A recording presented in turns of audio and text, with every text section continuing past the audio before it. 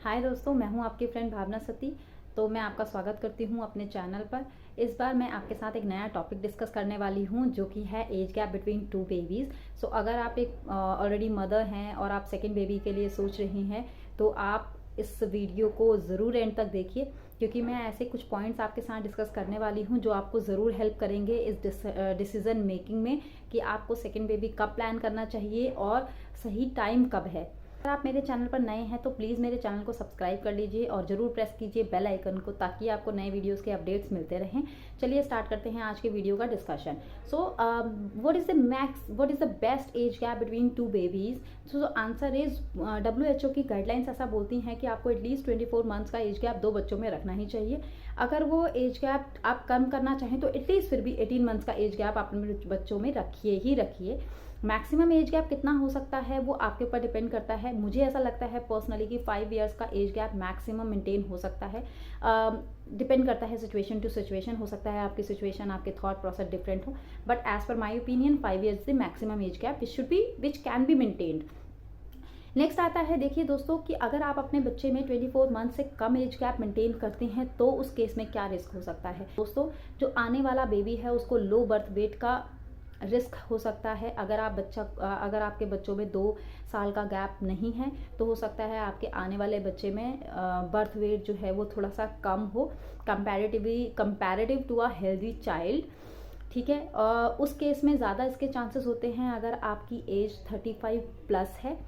दूसरा रिस्क ये है दोस्तों कि कहीं ना कहीं आप अपनी हेल्थ को नेग्लेक्ट कर देंगी, क्योंकि आपके लिए आपके बच्चे प्रायोरिटी हैं, फर्स्ट बेबी सेकंड बेबी। तो आप कहीं ना कहीं उनको प्रायोरिटीज़ देने की वजह से अपनी हेल्थ को, अपने इमोशंस को, अपने आप को नेग्लेक्ट कर देंगी। तो कहीं ना कहीं डायरेक्ट इम्पैक्ट आपके बच्चों पे भी पड़ेगा उस चीज़ का। इसीलिए आई रिकमेंड एटलीस्ट 2 इयर्स का एज गैप 2 बच्चों में होना चाहिए। चलिए इसे और आगे डिस्कस करते हैं। इस टॉपिक को मैं 4 पार्ट्स में डिवाइड करती हूँ दोस्तों। तो पहला पार्ट आता है आपकी फाइनेंशियल कंडीशन।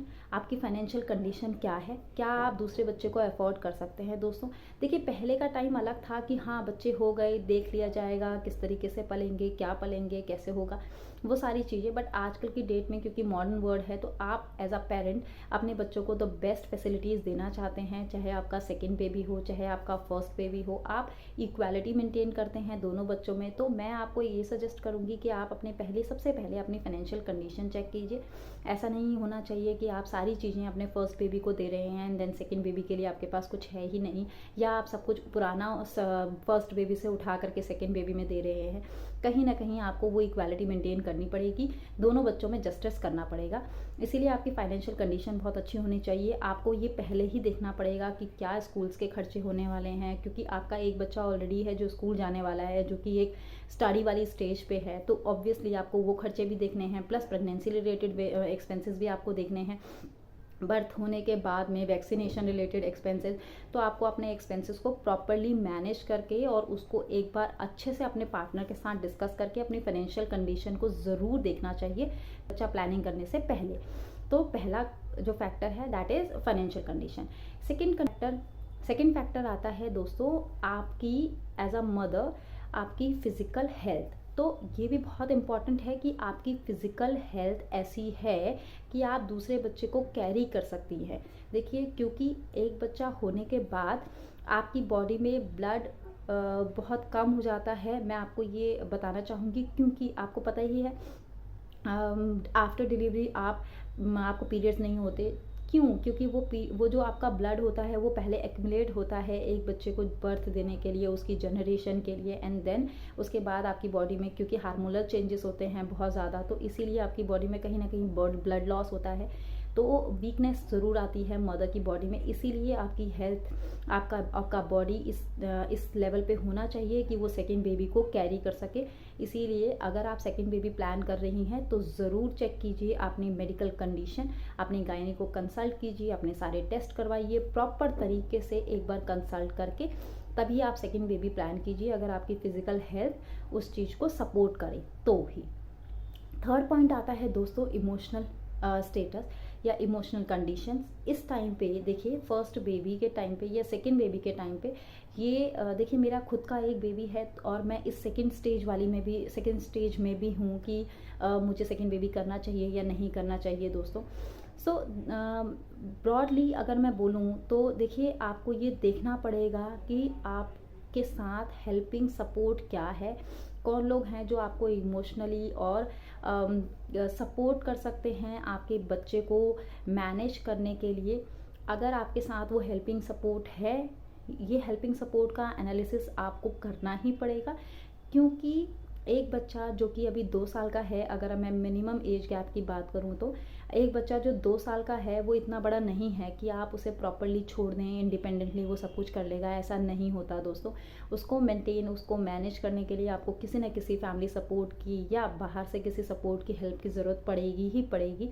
तो वो कौन है, आपको इसका एनालिसिस करना पड़ेगा। अगर वो फैमिली मेम्बर्स है तो भी आपको डिस्कस करना पड़ेगा अपने फैमिली मेम्बर्स के साथ, जी हम ये चीज़ प्लान कर रहे हैं, अपने पार्टनर से डिस्कस कीजिए, अपनी फैमिली मेम्बर से डिस्कस कीजिए, ताकि आपको वो सपोर्ट आगे मिल सके, ताकि आपको वो सपोर्ट मिले। और प्लस आपको ये जो इमोशनल वीकनेसेस हो जाती हैं आफ्टर बेबी और जो डिप्रेशन मदर्स को हो जाता है, वो सिचुएशन आपको फेस ना करनी पड़े। इमोशनली आपका स्ट्रांग होना बहुत ज़रूरी है कि आगे जो भी सिचुएशन आएंगी आपको वो चीज़ें पता। वैसे भी जब आप फर्स्ट बेबी को कर लेती हैं, फर्स्ट बेबी आपका हो जाता है, तो आपको थोड़ा बहुत आइडिया वैसे ही लग जाता है कि आगे आने वाली सिचुएशंस क्या होने वाली हैं। इसीलिए वो सिचुएशन को एनालिसिस करके कि आगे आपको कितना सपोर्ट कहाँ से मिलने वाला है, क्या वो सपोर्ट आपके लिए सफिशेंट होगा, इतना सपोर्ट मिलेगा कि आप अपने फर्स्ट बेबी के लिए थोड़ा सा डिपेंडेंसी अपने ऊपर कम कर पाएँ और सेकेंड बेबी को प्रायोरिटीज़ दे पाएँ। ये सारी चीज़ें आपको ज़रूर एनालिसिस करनी चाहिए। फोर्थ एंड लास्ट पॉइंट आता है दोस्तों, आपके बच्चे का क्या स्टेटस है या क्या उसकी मेंटालिटी है चीज़ों को ले करके। जो बेबी अभी 2 इयर्स का है वो पूरी तरह से इंडिपेंडेंट नहीं है। आप ऐसा नहीं बोल सकते कि वो पूरी तरह से इंडिपेंडेंट है, आप उसको छोड़ देंगे और वो चला जाएगा, कुछ भी अपने आप से कर लेगा। तो आपको उसको भी हेल्प करना है, आपको उसको भी देखना है और अपने आने वाले बच्चे को भी देखना है। तो क्या वो बेबी जो सेकंड 2 इयर्स का है, जो आपका पहला बेबी है, वो इस लेवल पे है कि वो दूसरे बेबी को एक्सेप्ट कर लेगा? क्या वो इस लेवल पे है कि वो सेकंड बेबी को एक केयरिंग ब्रदर और अ केयरिंग सिस्टर के तरीके से देखेगा? क्या वो इस लेवल पे है कि आपको जैसे अगर बाई चांस कोई टॉय शेयर करना पड़े तो उसको ये नहीं लगेगा कि हाँ मैं अपना टॉय अपने ब्रदर या अपने सिस्टर के साथ शेयर कर रहा हूँ? तो आपके बच्चे का भी वो एक्सेप्टेंस होना बहुत ज़रूरी है दोस्तों। उसके लिए आपको अपने बच्चे को थोड़ा सा इंडिपेंडेंट होना चाहिए। इसीलिए मैंने आपको बोला कि वैसे तो WHO की गाइडलाइंस बोलती हैं कि 2 इयर्स का होना चाहिए एज गैप, बट मुझे भी ऐसा लगता है कि मिनिमम एज गैप 3 इयर्स का होना चाहिए, क्योंकि 3 साल का बच्चा एक प्ले स्कूल में जाने लग जाता है, थोड़ा सा उसको जनरल पता चलने लग जाती है कि चीज़ें किस तरीके से वर्कआउट करती हैं हमारे एनवायरनमेंट में, अपनी नीड्स को वो कम्युनिकेट कर पाता है कि उसको क्या चाहिए। थर्ड बस वो थोड़ा सा इंडिपेंडेंट हो जाता है। मेरा बच्चा 2+ इयर्स का है और मुझे थोड़ा सा इंडिपेंडेंसी उसमें दिखती है कि हाँ वो जैसे उसको पानी चाहिए तो वो ग्लास से खुद से ले आता है, इस तरीके की इंडिपेंडेंसी बच्चों में दिखाई दे जाती है। आपको एनालिसिस करने पड़ेंगे ये 4 फैक्टर और उसके बाद आप अपने बच्चे को प्लान कीजिए। देखिए ये कुछ ऐसा नहीं है कि वन टाइम हाँ जी हो जाएगा जो भी होना है, इस तरीके का डिसीजन बिल्कुल मत लीजिए कि आपको, आपके फर्स्ट बेबी को, सेकेंड बेबी को और आपके पार्टनर, आपकी फैमिली, सभी लोगों को इफेक्ट करेगा। आपका स्वस्थ होना, आपका रेडी होना, आपका प्रॉपर सपोर्ट आपको मिलना बहुत ज़रूरी है। तो प्लीज़ इस बारे में सोचिए और तब जाकर के आप आगे बढ़िए। मैं मिलती हूँ आपसे दूसरे वीडियो में, तब तक के लिए बाय बाय, अपना ध्यान रखिएगा।